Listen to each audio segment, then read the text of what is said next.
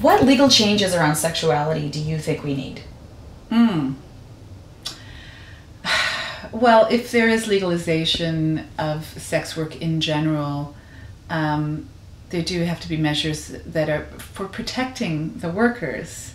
Yes, US 2257, and yes. So that's the compliance on pornography and obscenity. So for instance... But that started as a trafficking thing, and it really got a lot of fear going amongst people with websites. That somebody's going to swoop in and knock at their door and be like, okay, I want all your model release forms with all your IDs and da-da-da, or you're under arrest. I've done a lot of video work, and it's a lot of fun, and I love doing it, and I have a lot of people who are interested in some of the things that I have to share. But if I have to have all this documentation, most of my models aren't comfortable giving that kind of documentation, because they're people who enjoy the shared experience, but not necessarily sharing their face, name, and other information, personal information, with anyone and everyone.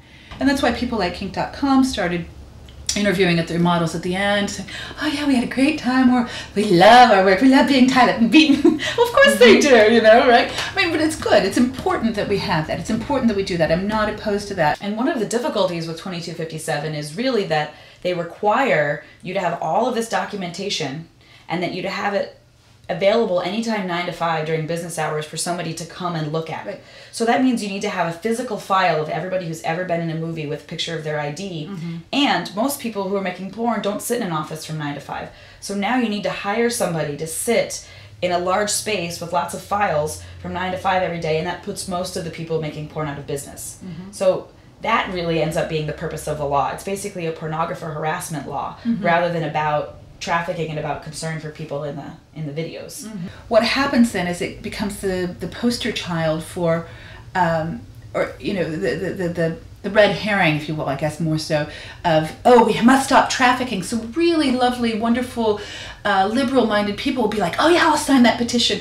And they're signing a petition that then is used against sex workers who are just, you know, gentle, sweet, practicing people who are doing their job, and then they get to use this law against them because these same people signed this law into place, saying, oh yes, we don't want trafficking. Well, who wants trafficking?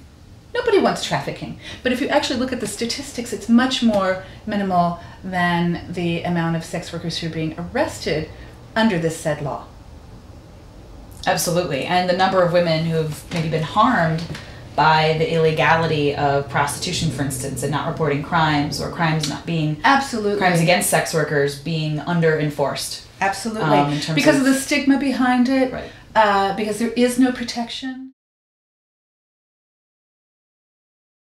So I signed that petition to ask the sheriff to, you know, give some advocacy to the sex workers, just so that they would come forward and speak about it. Because, I mean, why would you want to come forth with information when you could be arrested for your knowledge?